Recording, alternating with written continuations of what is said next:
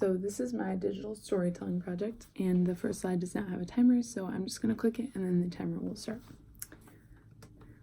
Yvonne Catherine James was born on November 13th, 1937 in Pekin, Illinois. She was the only child born to her parents, Irene and Harold James.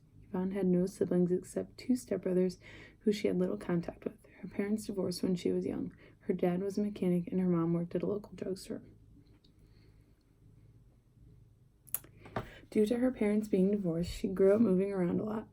Every summer, she would visit her mother's family in Barron County in Kentucky. While spending the summer here, she would help her grandma, Ruth Jewell, with feeding chickens and catching chickens for dinner.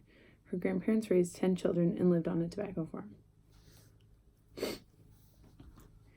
Her parents divorced when she was 8 years old. From there, her mother would move around and rent out a single room in someone's home. My grandma remembers being alone a lot due to her mother always working to support them. Her mother later remarried and finally was able to afford a home. My grandma grew up in a working-class neighborhood with many ethnicities.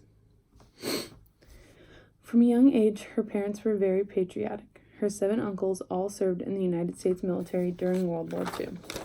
They were members of the Navy, Air Force, Army, and Marines. She was taught from a young age how much of a privilege it is to live in the United States and still is very patriotic to this day. After her mother remarried, they moved permanently to Springfield, Illinois. She attended St. Agnes Grade School, which was run by the Dominican sister nuns. As a child, she remembers money being tight, celebrating every holiday with her family, and sometimes walking to the movies by herself. She also did not contribute to the income of her family. My grandma attended and graduated from Sacred Heart Griffin Academy, which was an all-girls school, which later combined with Griffin Academy, an all-boys school, to become Sacred Heart Griffin High School. She enjoyed art as her favorite class and also was class president of her senior class. She graduated from here in 1955.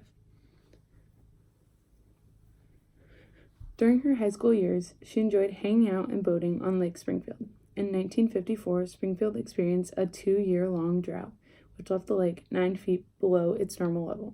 Due to this, my grandma and her friends would hang out at Washington Park and movie theaters. They also would drive around the city and smoke cigarettes.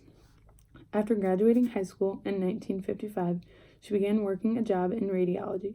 In 1956, she met her husband, William E. Butcher, at a church service just 3 months prior to getting married. Their first date was at the Sangamon County Fair. From here, she quit her radiology job due to them both wanting to start a family. In 1960, my grandma and grandpa had their first child, Kelly, who died at birth in the back of the ambulance on the way to the hospital. They went on to have 5 additional children, only 4 pictured: Barry, Bill, Tracy, Lori, and Ellie. She experienced life-threatening blood clots in her legs during her first 2 pregnancies. All her children were close in age. Similarly to my grandma's childhood, my grandpa and grandma had their children attend Catholic grade school and high school. They all attended Christ the King Grade School and Sacred Heart Griffin High School. All of her children walked to school and attended church services on the weekends. Catholic education was very important to my grandma. Since as long as my grandma can remember, the Catholic religion has been a part of her life. Her parents' religious background was Baptist, and they made her attend services each week. She met and married her husband in the church on the right, but attends services at Blessed Sacrament Church on the left. She also made her children attend services, and this being passed on to my siblings. In 2013, my grandma's only son, Bill, died of an opioid overdose at the age of 49. His whole life he struggled with alcohol and drug abuse. This took a huge toll on my grandma and grandpa. Bill played football at U of I and served in the Marines. He was not very close to my grandparents or any of his siblings toward the end of his life. Family has been one of my grandma's biggest core values. My grandma and grandpa took their children on summer vacations regularly, visiting my grandma's mom, Irene Jewell, in Tennessee.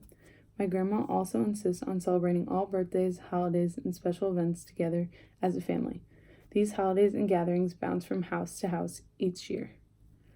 In this photo, my mom, grandpa, and I are present. My grandpa's profession was in the real estate and home appraisal business after serving in the Marines.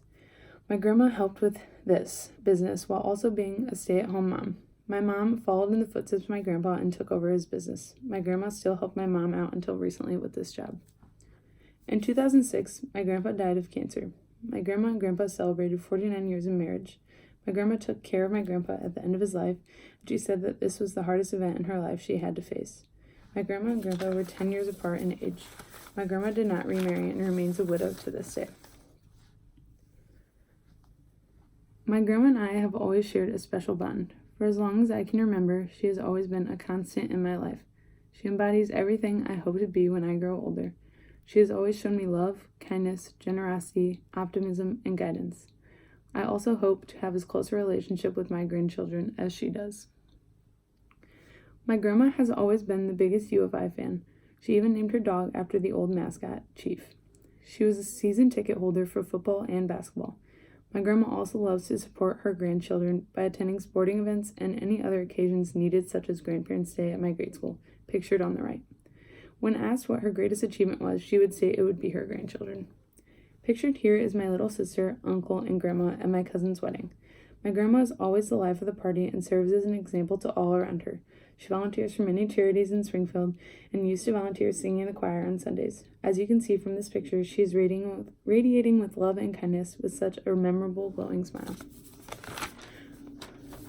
As previously stated, my grandma supports all her grandchildren's sporting events in high school. She did not miss one of my basketball or volleyball games. She was always my biggest fan, cheering as loud as she could. She has not made it to many of my college games due to travel, but watches all of them on her computer. I will always remember her telling me I played like a superstar no matter how I actually played. As of recently, at the age of 81 years old, my grandma was diagnosed with diffuse large B-cell non-Hodgkin's lymphoma. It is stage 3 and she is currently undergoing chemotherapy.